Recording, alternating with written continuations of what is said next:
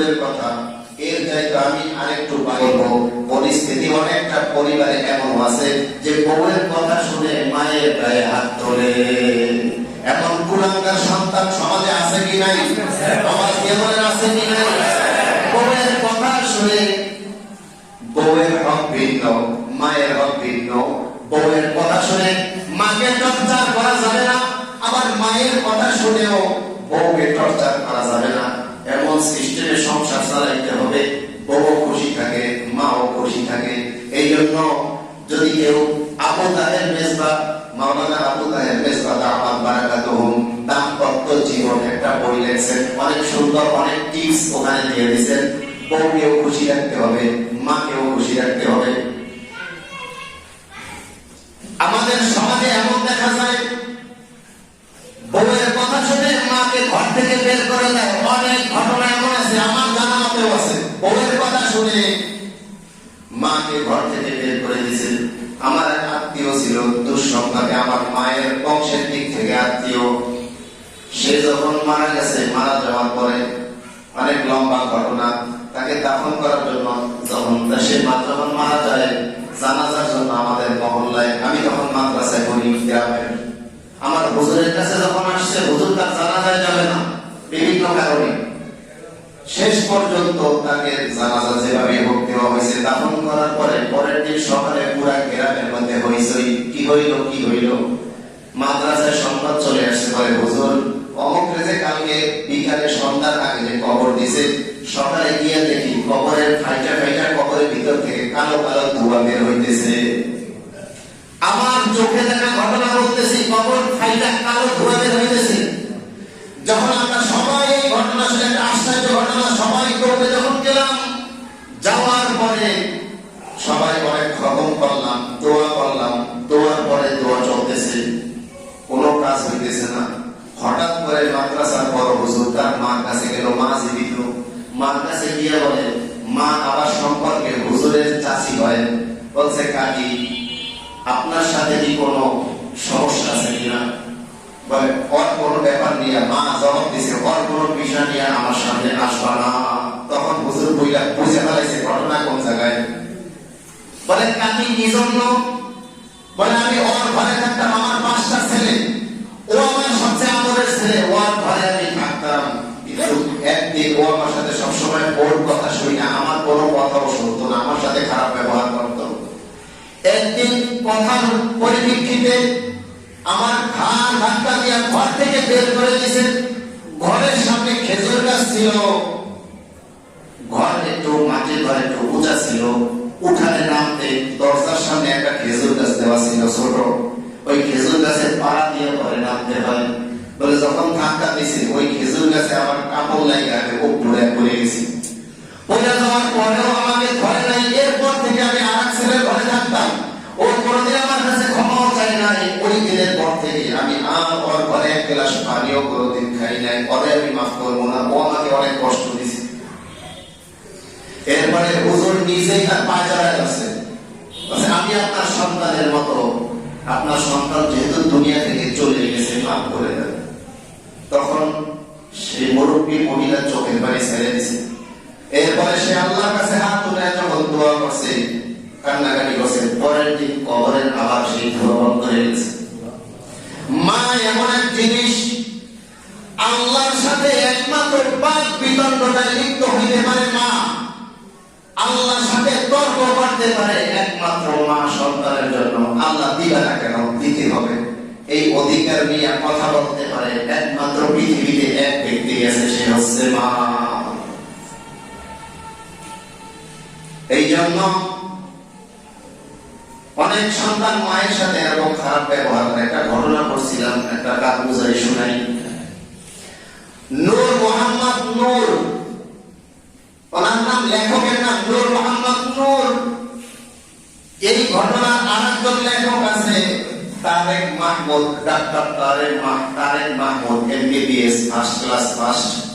ওনারা একটা বই লেখছে, সুন্নাত বনাম আধুনিক বিজ্ঞান, বইয়ের নাম। ওই বইয়ের মধ্যে এই ঘটনাটা আসছে।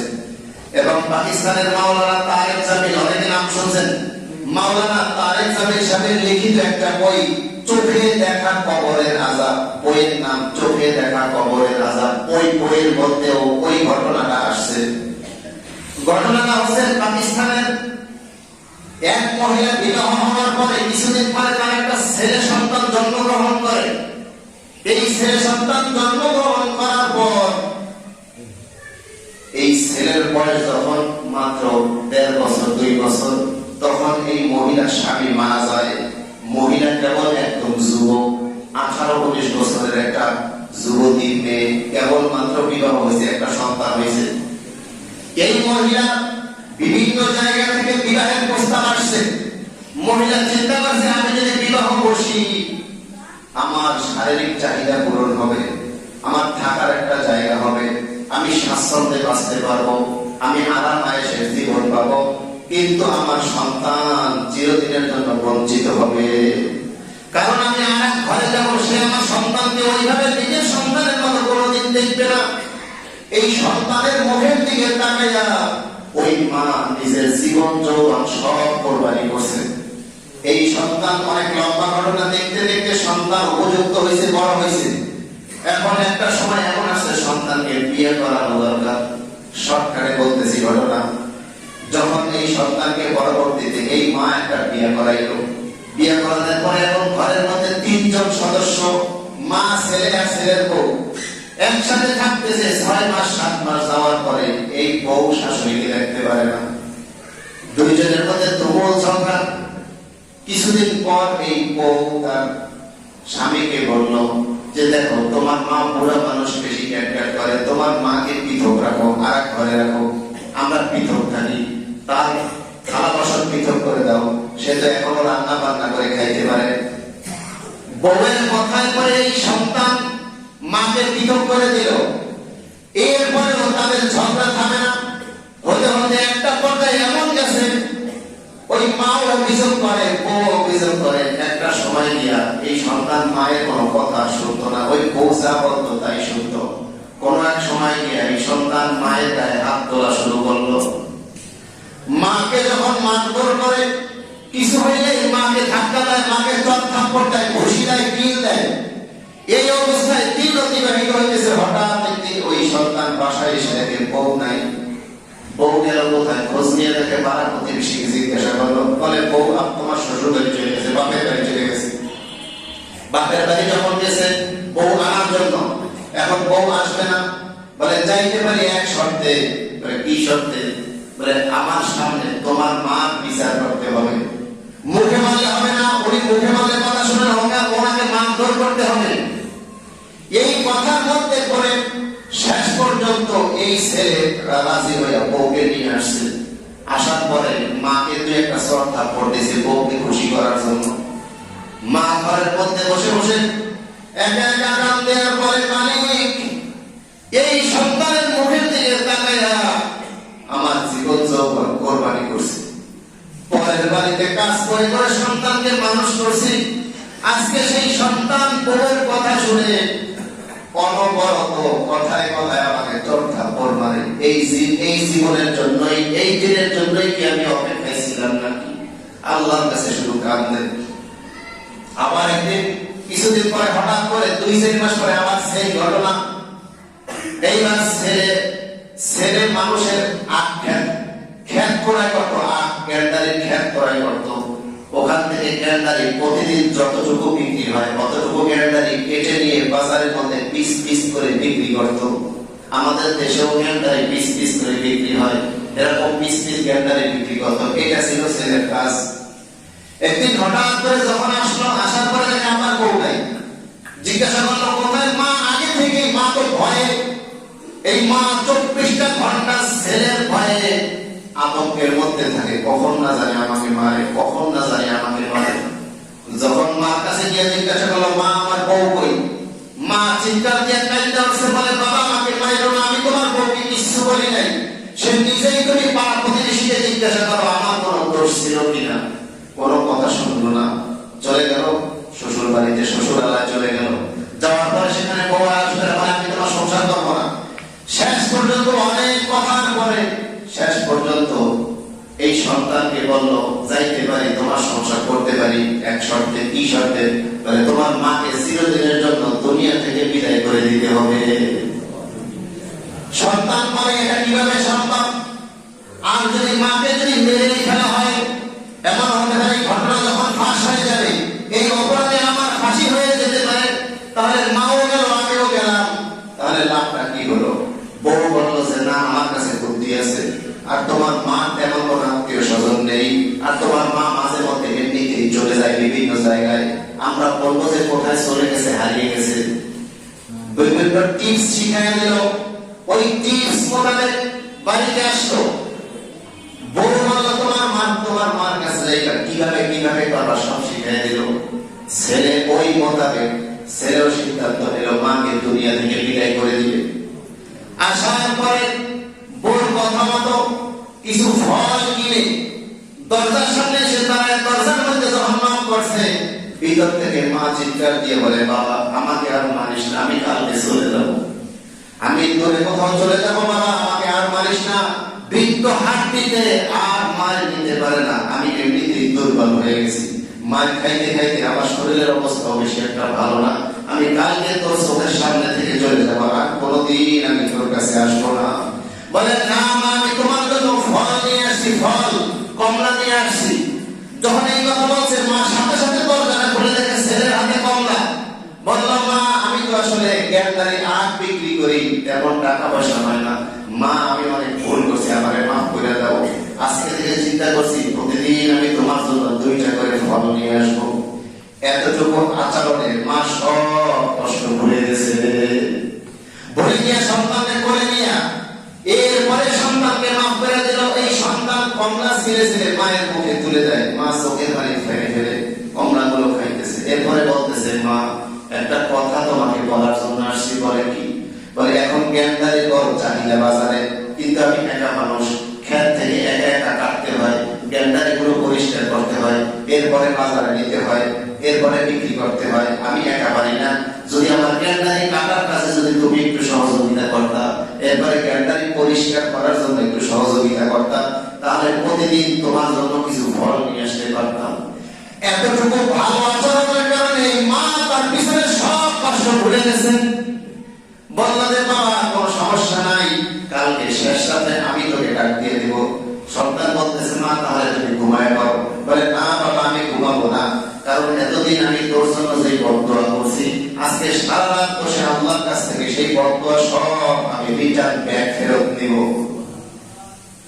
সন্তান যখন চলে আসছে, মা সারাটা রাত আল্লাহর দরবারে হাত উঠে বলে, আল্লাহ আমার সন্তান ভুল বুঝতে পারছে, আমার সন্তান আমার জন্য যত কষ্ট দিছে, আল্লাহ আমি আমার সন্তানকে মাফ করে দিছি, অনেক বদদোয়া করছি, আল্লাহ তুমি আমার সন্তানের তুমিও মাফ করে দাও।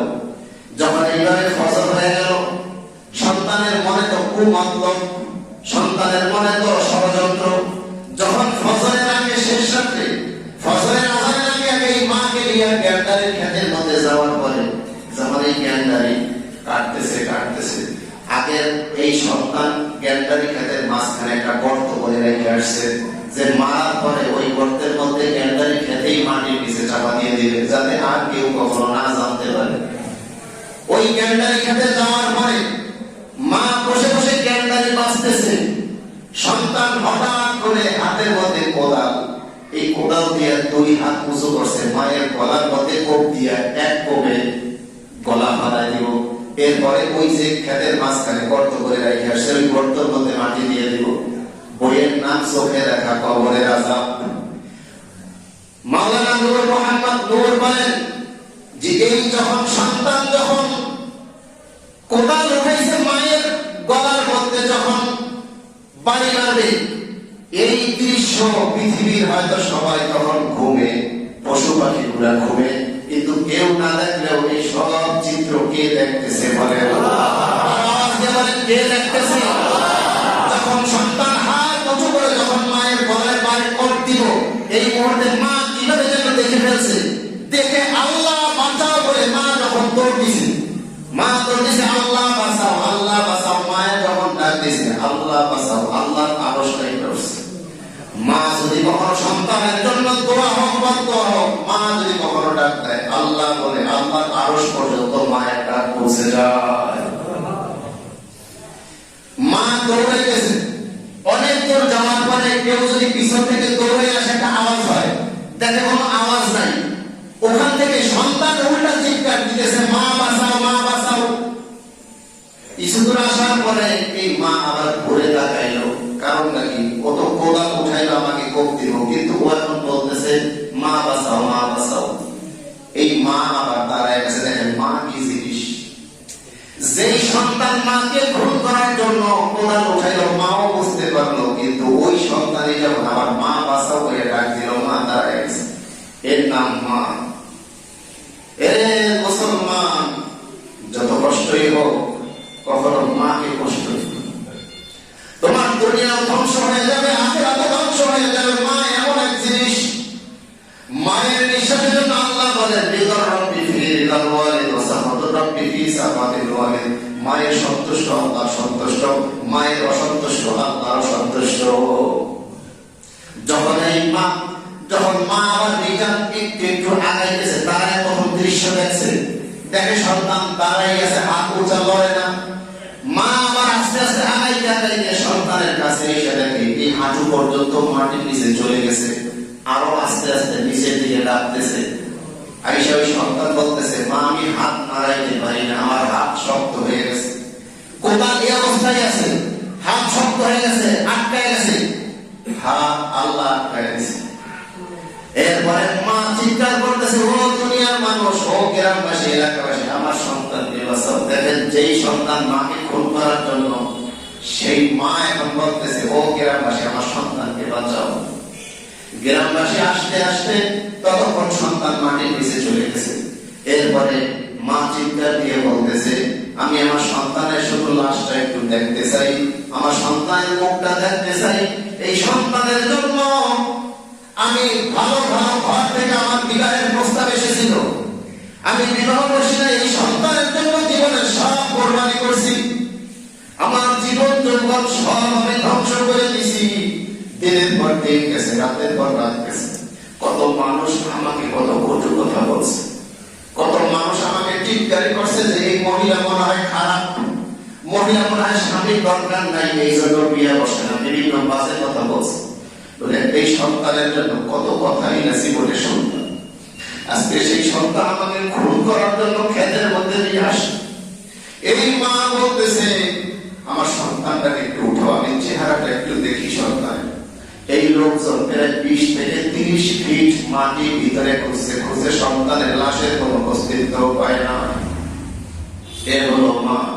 এই জন্য তোমাদেরকে বলি, আল্লাহ রাব্বুল আলামিন বলেন, ওয়া বিল ওয়ালিদাইনি ইহসানা। পিতামাতার জায়গাটা বড় সেনসিটিভ জায়গা, পিতামাতার দোয়া করলেও সরাসরি কবুল হয়, আর যদি আহ শব্দ ব্যবহার করে আল্লাহর আরশ পর্যন্ত কেঁপে যায়। এজন্য আল্লাহ পাক বলেন,